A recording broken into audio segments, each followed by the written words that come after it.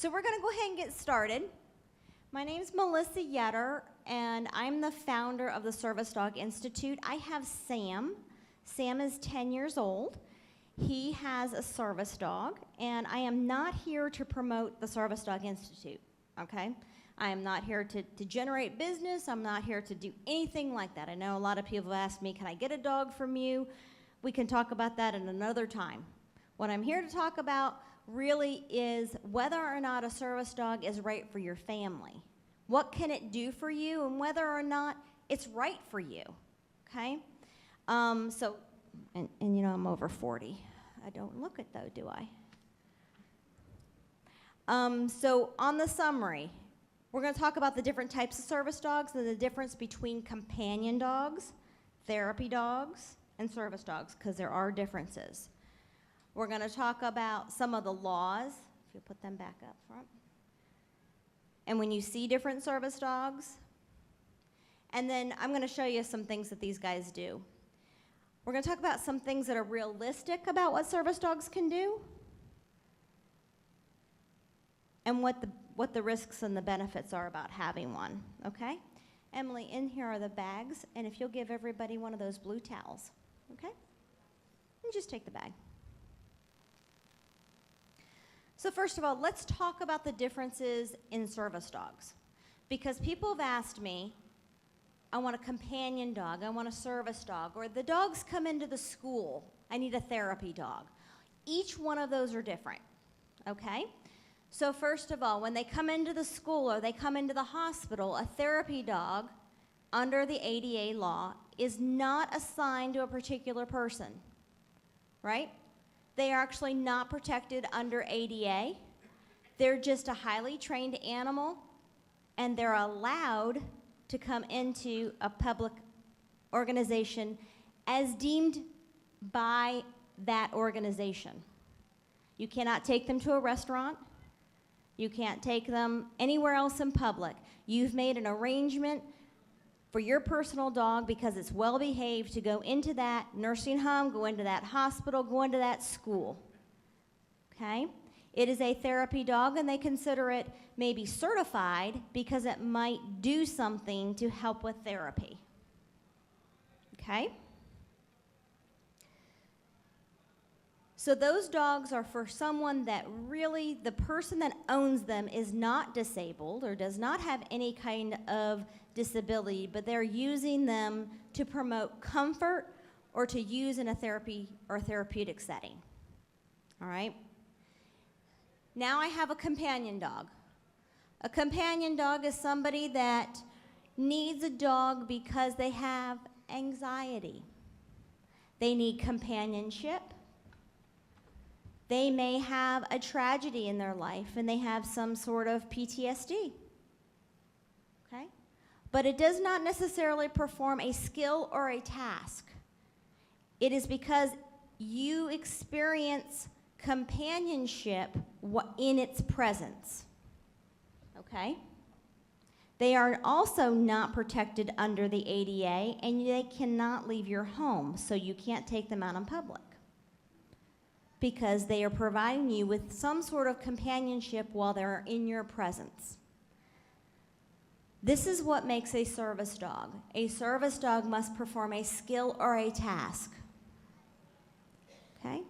You must have some sort of need, such as a disability or physical need for the dog. Now, in my situation here, in order for me to legitimize a service dog, we ask for a prescription from the partner, right? So a Phelan-McDermid syndrome child has a diagnosis. That diagnosis is now defining a need, okay? Somebody in a wheelchair is going to need a service dog to help with reaching for things, getting things off the ground, maybe pulling their wheelchair, pulling a cart at the grocery store, helping them with balance. Those are all skills or tasks, okay? So in the law for ADA, a dog must perform a skill or a task in order for it to become a service dog. If the dog cannot do that, it is not protected under ADA. That's why they can never ask you, what is your disability? Why do you need the dog? Okay? But they can ask you, what does the dog do for you? That's the difference in the questions. So under the law, they can ask those things. What we have found is that many people are abusing the fact of a service dog because you can buy a vest off the internet, can't you? You can go on Amazon right now and buy a dog vest. You can put it on your dog, and you can say it's a service dog. But the law also says that it must be a well-behaved dog. If it is not a well-behaved dog, the organization or business can ask you to leave, and it is not then protected under ADA because it is not well-behaved or it is not performing a skill or a task. I can always tell when someone has put a vest on a dog in order to get away with, let's say, the $250 travel fee on an airline. First of all, the dog is not spayed or neutered. All service dogs are spayed and neutered. That is the standard. They are not a protective breed. So if it's a pit bull, Doberman Pinscher, it's probably not a service dog. Okay? And if the dog's barking and they're pulling the person down the hallway, it's probably not a service dog. Okay? The laws, there's a few laws that are regulations that are trying to come out right now about legitimizing on these vests to put the organization by which these dogs have been trained. Okay? There is no official certification that has to be shown, but I will tell you that when you have your prescription, when you have a vest that has the organization's name on it, when you have a card when it's linked to the dog's name and the partner, you never have a problem when you're out there. Nobody's going to question that, right? So those are the differences in service dogs. We just see a lot of abuse of the term service dog in our society right now. And, you know, one of my roles is to educate people in, if you want a service dog, do it the right way. Okay? And I'll talk about organizations if you are interested in that and you think a service dog will help your family.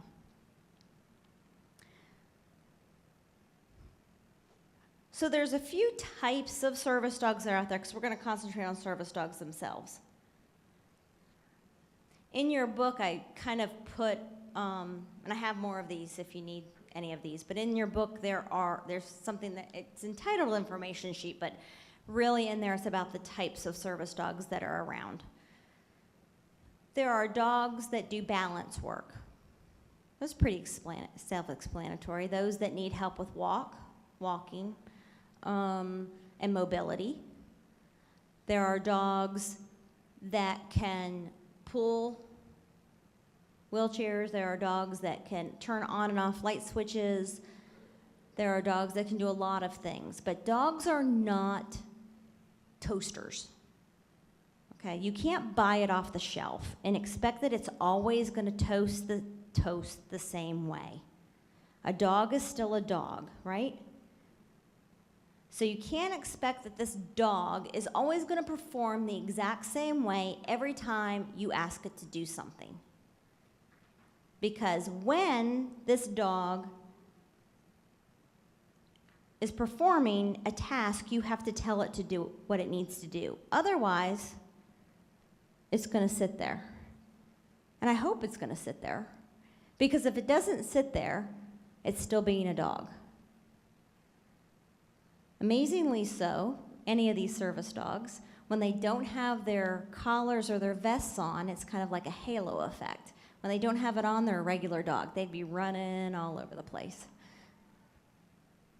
But when they have that on, they know they're working. So unless I give them a command, they're going to sit there. But I could give one of them a command right now, and they may not perform it.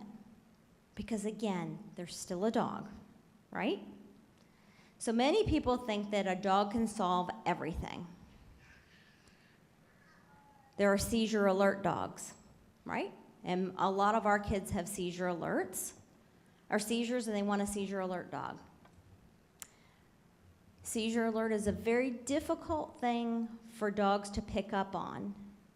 It requires a dog to have a very specific type of nose, and they don't always pick up on every seizure. And the trick with a seizure alert dog is you have to be as committed to your seizure alert dog as you are to your child. So every time your child has a seizure, you have to have a party with that dog. Or that dog is going to think that that seizure was no fun. So think about it like this when you're dealing with a dog. If you want the dog to think that a task is fun, you have to make it be fun. So if the child is having a seizure and you don't react like, whoa, oh my gosh, it's having a seizure, and the dog doesn't get excited about it, and you're not excited about it, the dog eventually will just think that's normal. So then it becomes routine, right? Just like going out to potty, it becomes routine. And then you will say, my dog doesn't alert anymore. Because you have made a routine. So not only do we have to find dogs that have great noses, there has to be a commitment on the family side for keeping up with that skill or that task. Okay? We have dogs that do tethering. One of these dogs actually do tethering.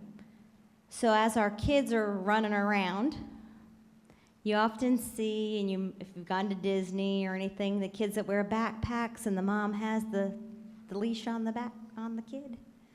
Dog does the same thing. So the mom has the dog and is holding the dog with the collar, and we put a leash on the dog's vest, and the child wears either a harness or maybe has a belt, or maybe the child holds another leash.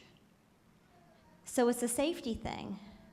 You get out of the car, the dog can be put in a down. You're not pulling a 75-pound dog across the carpet, across the parking lot, across the grocery store.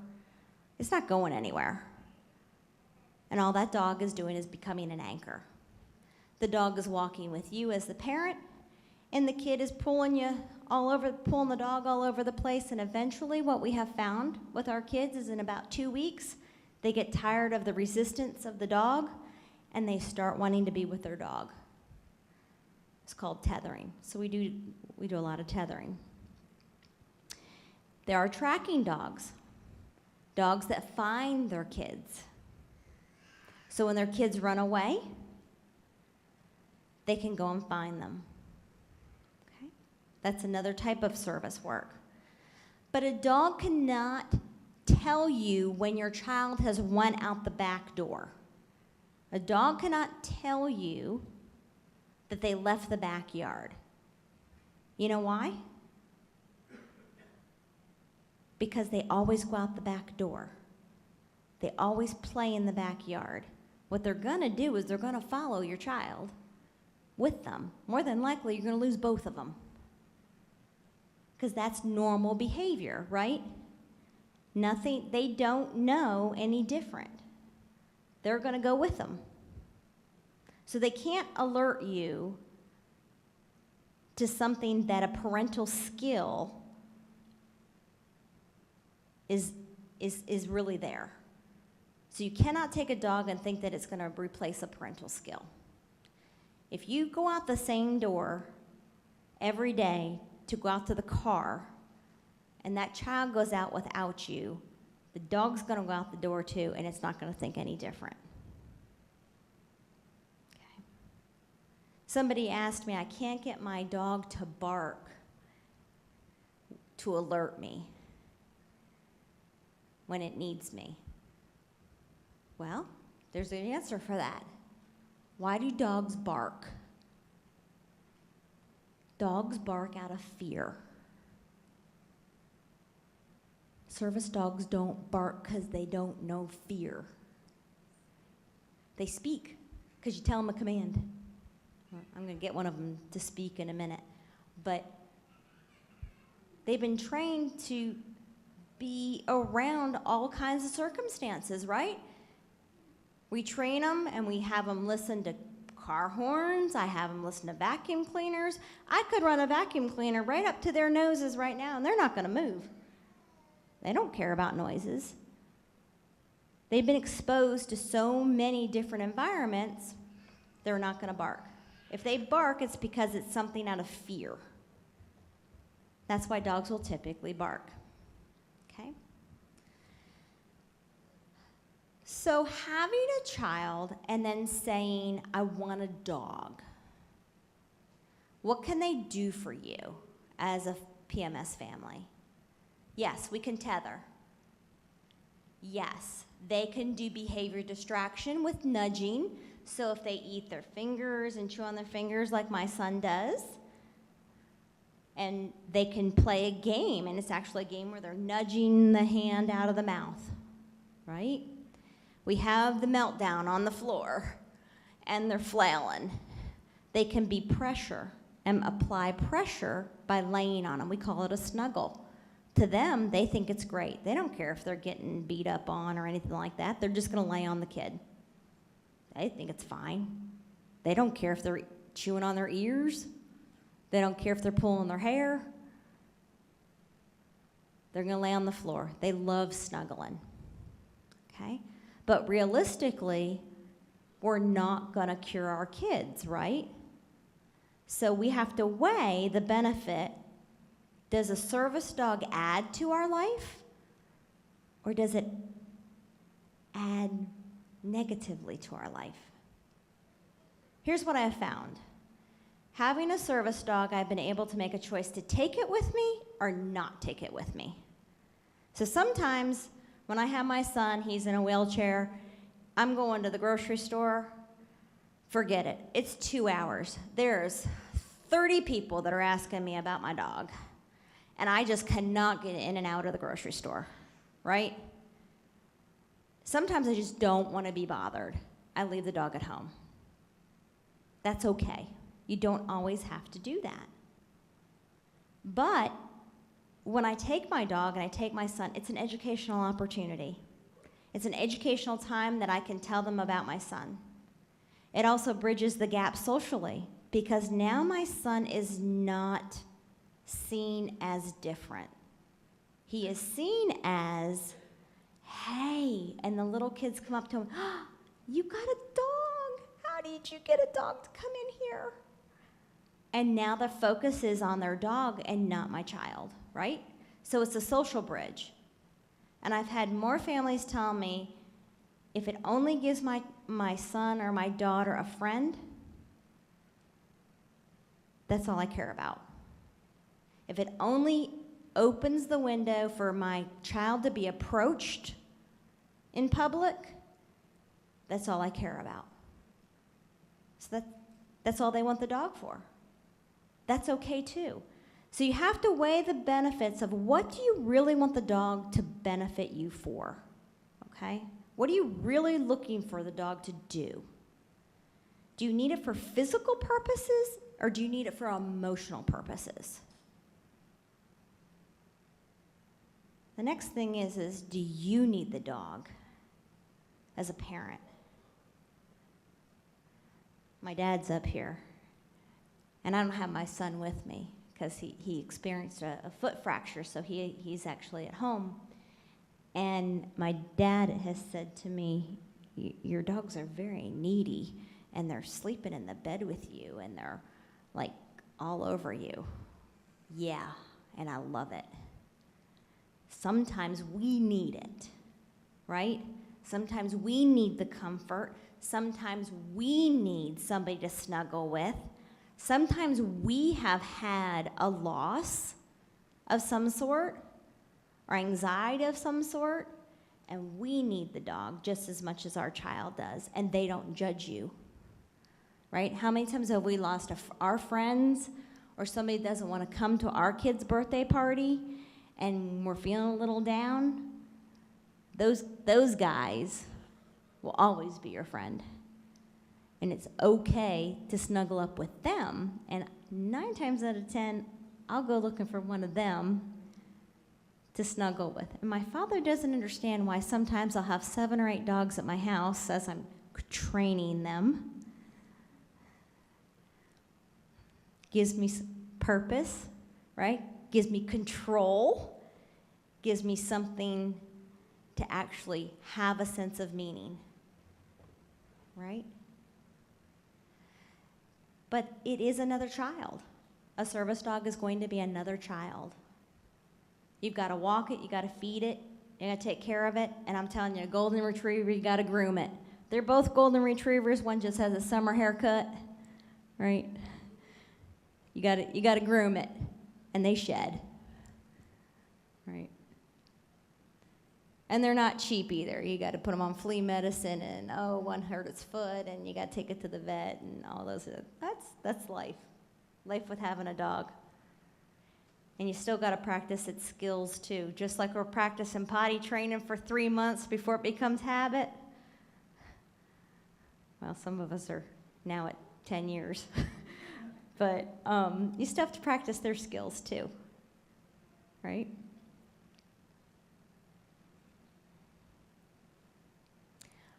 Okay.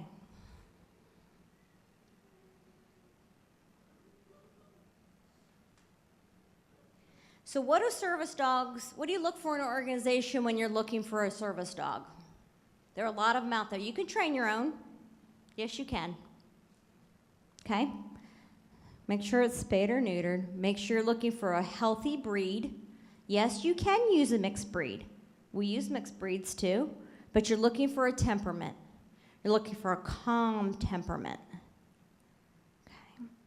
If you go with a nonprofit organization, please look for one that is family friendly. Look for one that is not going to make you spend 2 weeks out of state, where your child is not going to be able to sit in a room for 10 hours a day, and you might get 30 minutes of training with the trainer, okay? Know what they're about, what their mission is, what their success rate is. Look at what's been put out there on Yelp or any of those Glassdoor websites. You know, people will talk about 2 things: when they've been really, really, really happy, or really, really, really upset with you. If they get what they expect, they'd never comment on the websites, right, or anything else, or the organization. But ask other people that have been through their organization. Ask for references. And I wouldn't ask for references that they give you. I'd ask for somebody that was in their last class. Okay? Get someone that's fairly local to you. The reason is you want to know, do they have follow-up? In other words, I call it tech support. Or do they just kind of, once you get the dog, thanks, see you later, we don't talk to you again? Do they give you tech support, and how often do they follow up with you? Every year? Are they checking in with you every year? Do they offer you classes every year? Do they offer you follow-up information? What happens if your dog fails or it's not doing what it's supposed to be doing? How are they giving you support? Okay. Is it a nonprofit, so are things tax deductible, and how much do things cost? Are they asking you for a fundraising commitment, and how much is that? I've heard of things anywhere from $5,000 to $35,000. Okay. Do they have big overheads because they have big facilities and trainers that they're paying $100,000 a year to? Or are they a small organization and they can reduce some of that overhead and provide something that they can give you at a more reasonable fundraising opportunity? Do they have a waiting list? Do they customize the dog to your needs, or is it, here's kind of what you get? So those are all questions that you'll want to ask. But I would recommend that you try to look for somebody a little local to your area, just so that you have access to them, okay? We're trying to do a program where some of our families that have asked us out of state can get a dog. And it is difficult because when you live real far out, so we're in South Carolina, if somebody in Washington State wants a dog, we want them to be part of our training program. We want them to come in 4 or 5 times. But it's, you know, they only get an hour here and an hour there, and they're coming in once a month for 12 months. Well, it's kind of financially unrealistic, right? But if I created an, you know, you get a golden retriever and these are the skills that they get for a dog, maybe I can help some of our families. So we're talking about maybe trying to do that for something for our families. But, you know, I would really recommend that you use a local trainer and somebody that knows how to train a service dog and not just training dogs, okay? So let me show you what kind of tethering looks like.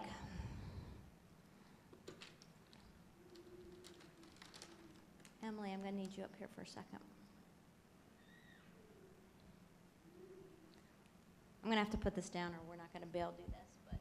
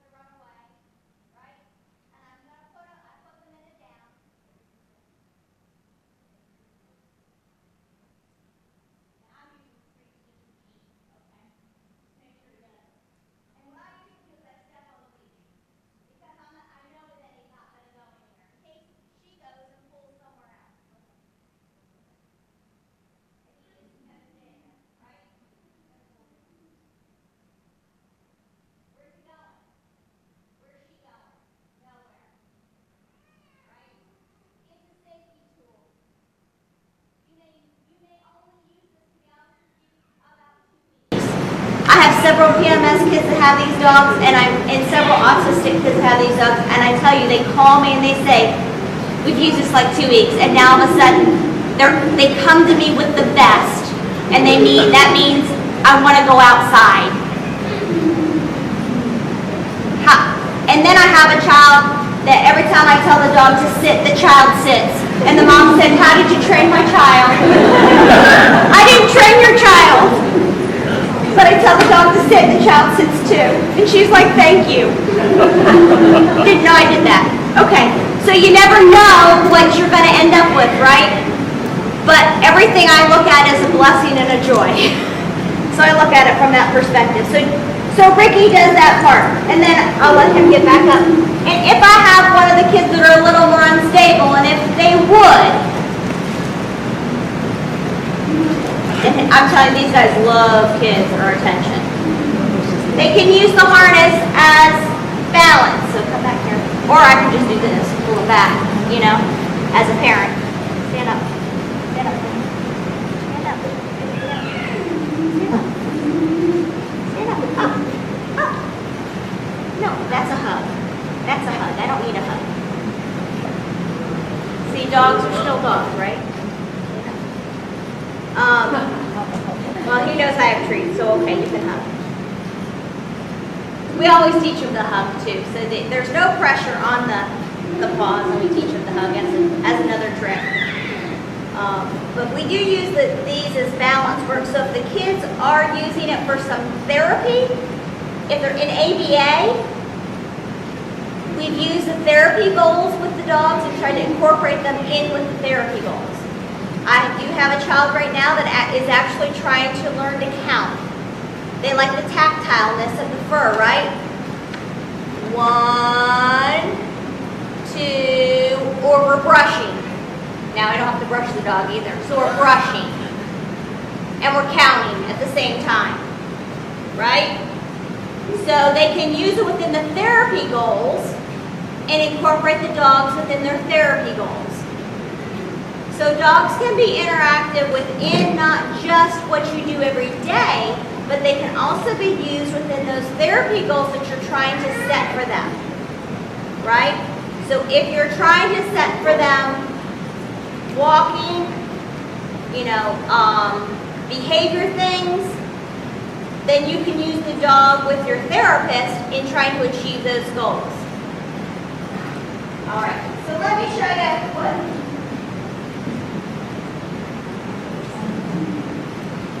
what a snuggle looks like. Come on, snuggle us. Snuggle. Come on. Okay. So this is a snuggle. This is only a partial snuggle. Right? He's just on my legs. I can actually have him come further up. I can have him do full body. So all the way up onto my chest if I was laying down. And as a parent with my son, I would have him come maybe, because they're flailing, right? We're doing all this, right? They don't care. They don't care. They don't care if I'm beating on them or whatever.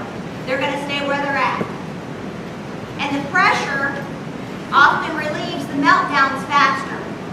I know you don't always believe me, trust me. The meltdowns go about half the time. And then soon enough, when the parents goes snuggle, the meltdowns immediately stop. Okay? So all it is to them is they're getting pet, they're getting laid on. This is fun. They don't care if they're getting hit on or beat on or, they don't really care. But they're just more interested in, I get to be interacting with somebody. Okay? So this is what a snuggle would look like just for sitting down purposes. But they will come all the way full body as well. Okay? Now, I'm going to put him up because what we also do is, because I think the socialization part of interacting with the public is so important, is we teach them some tricks.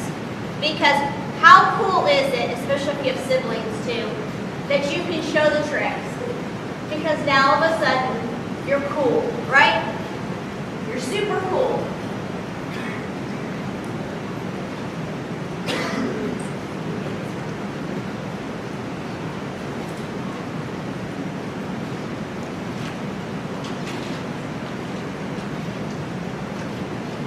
This one will not perform unless I take her vest off.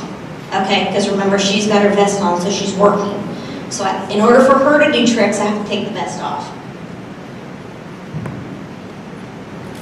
Okay. Sit down.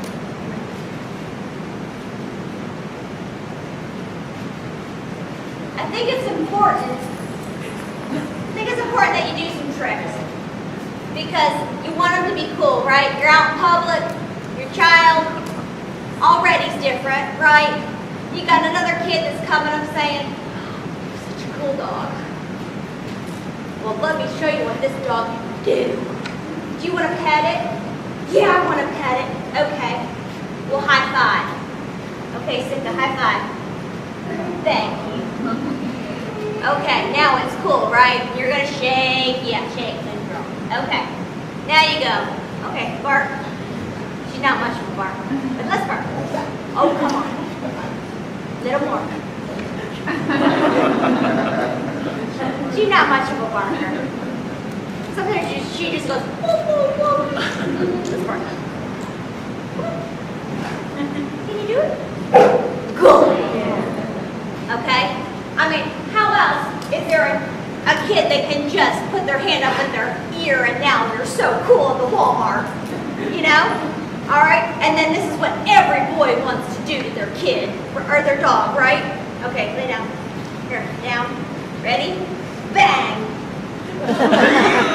Every boy wants to do that to a dog, right? So now all of a sudden you're like the coolest thing there is. So you gotta find somebody that's going to give you a little bit of extra, because you have to find, I believe in finding humor. Okay? And she loves to perform, and she's actually a seizure alert dog. She probably doesn't alert the way I'd like for her to alert. Ricky is actually taking her place. She's about 7. He actually alerts me when my son throws up. How's the bowel movement? Is it some sort of distress? But the way he alerts me is he jumps on my bed and he paws at me. I don't care how it happens. I then know. And because remember, everything is a cause and effect, right? So a dog is trained on a cause and effect. If you give them a treat because they did something well, they'll do it again. If you give them a correction, they won't do it again. Right? What happens when the child throws up? It's a treat. It's a gross treat, but it's a treat. So they want to do it again. Right? Makes sense. It's kind of the same kind of philosophy. So it's like the seizure. You gotta have a party because they gotta feel like they did something good. All right. Our session has kind of ended. Service dogs are not for everybody. You have to be committed to it. If you want a dog and you think a dog will benefit you and your family, I can tell you it has enriched my life. I don't do this full time. I'm a nursing home administrator. Okay. I do this as a side job, and this is something that makes me happy. This is something that I can do, and I have met many, many wonderful families in the last 5 years of doing this. We don't do a whole lot of dogs. We've done about 40 dogs over the last 5 years for various reasons. But you know what? Having this syndrome, it has given us all the opportunity to meet new people. It's maybe given me the opportunity to slow down. It's definitely given me the opportunity to make new friends. And of course, I would have never have started an organization of a nonprofit to help others. So if there's any questions that you have when you're looking at service dogs, if there's anything that when you do find an organization and you have questions about what should I ask for, please look me up, shoot me an email. I'll be happy to help you through the process. Let me know how I can assist you as a PMS mom. Okay? If you have not gotten a little towel if you came in late, I've got more up here. I'll just set them up here. I just think they're great for our kids too because they're like golf towels, and I attach them to our strollers, and now I've got something instant to wipe stuff with. So if you'd like to have them, we'd love for you to take one with you. I'll be up here to answer any questions you have, or if you have any questions you want to ask me now, I'll be happy to answer. I know our time's kind of over, but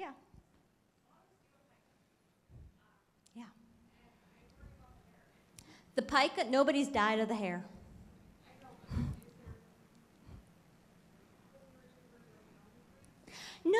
No, you can go with any breed that you want. Here's the deal with the breeds. If you go with a lab, they still shed, it's just a smaller hair. And a lab has much more energy. So if you need a dog that has a lot of energy, you're gonna go with a lab. If you want one that's calm, you want to take your child that's running all over the place and you want to have a calm dog. You need the opposite, okay? So you got to find a temperament if you want a lab, or you want a mixed breed, or you want a doodle or whatever. You need one that has a temperament that's calm, okay? So I always tell my PMS families, let's get one that's at least calm. It really doesn't matter what they look like. You do not have to get a golden. It's just that their temperament is naturally calm. But nobody's died from the hair. Nobody's gonna have like a hairball or anything like that, but they do shed a lot. Everybody wants a doodle. Trust me, they all want doodles. If you don't get a third generation doodle, they are still gonna shed, okay? You know, it really doesn't matter what they look like. It's a matter of what they do and how they act. So look for the temperament more than anything. Some organizations will train your personal dogs and evaluate them. Others will say, no, you have to take one of ours.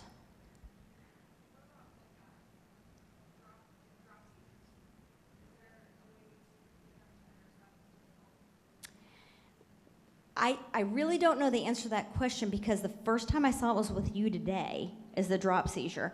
And I don't know if they are quick enough to do that.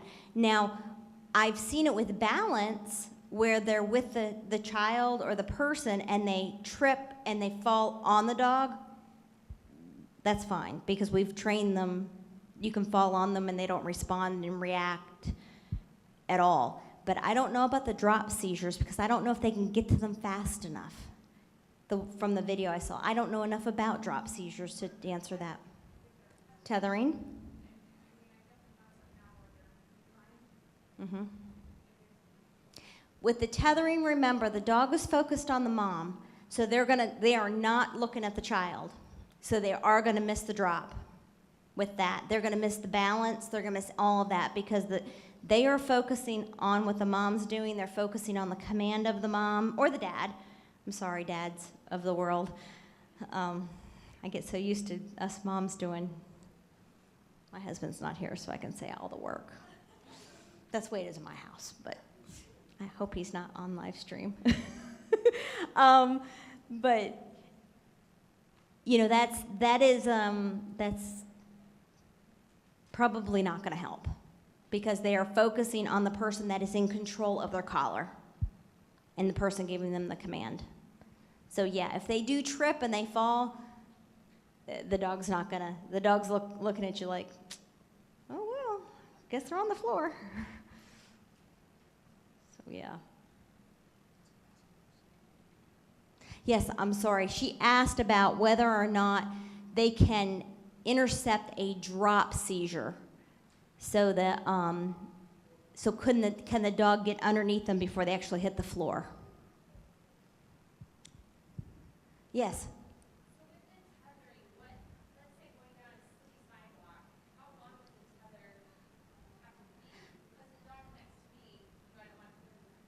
Right. So how long does the tether have to be? It is the length that you want it to be. This length that I showed you is actually way too long. We like to keep it between 3 and 4 feet, only because the longer it does get, the more range your child has. The shorter it is, the more control you're going to have anyway in case you do need to get to your child. So we make the tethers as far away as you want them, but they're typically 3 to 4 feet from the dog. And again, based on your preferences. But the longer it is, actually, to be honest with you, the more dangerous it is. So what I illustrated here was just way too long. Yes, sir.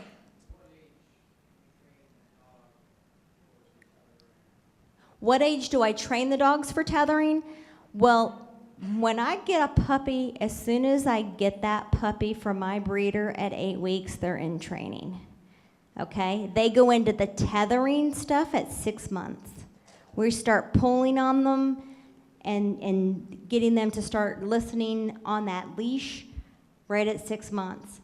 Now, if I get a dog from the shelter and a mixed breed, it'll take me about 4 months to get their tethering and them really pretty much out the door.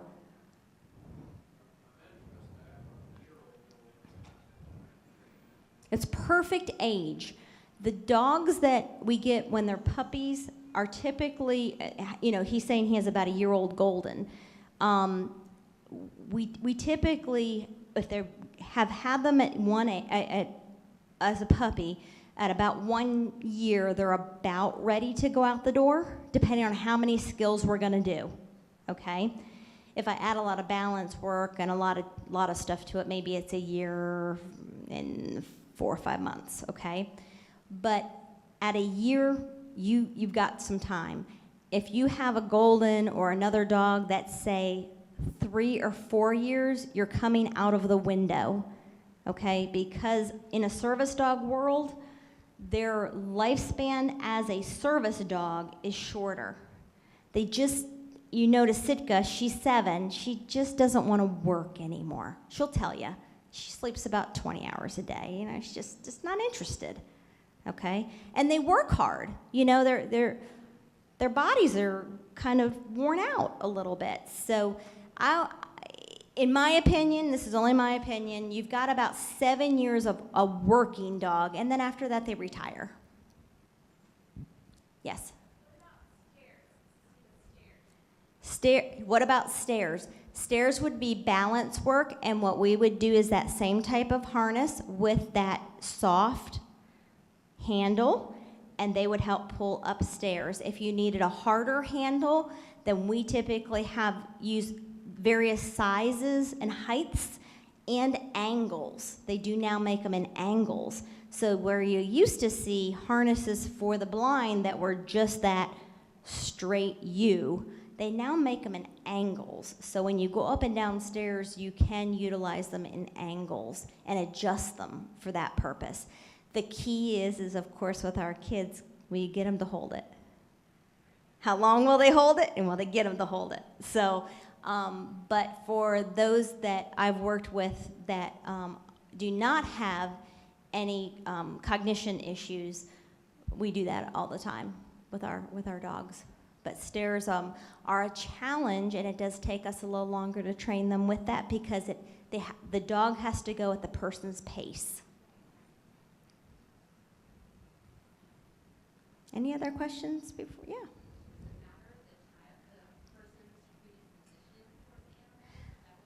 Does it matter of the child's predisposition towards the animal? The bonding will be better if the child likes the dog and if the child feeds the dog. Then you will find that the child will sleep with the dog and the dog will sleep with the child. That's total success. Okay, if you don't have that, the dog will migrate to whoever feeds it, which is usually the mom or another sibling.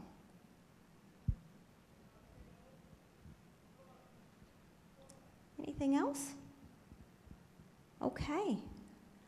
Well, thank you so much for coming. If you'll just go ahead and fill out your evals, we'll pick them up at the back of the room. And thank you all for coming. I know it was late in the day. Thank you.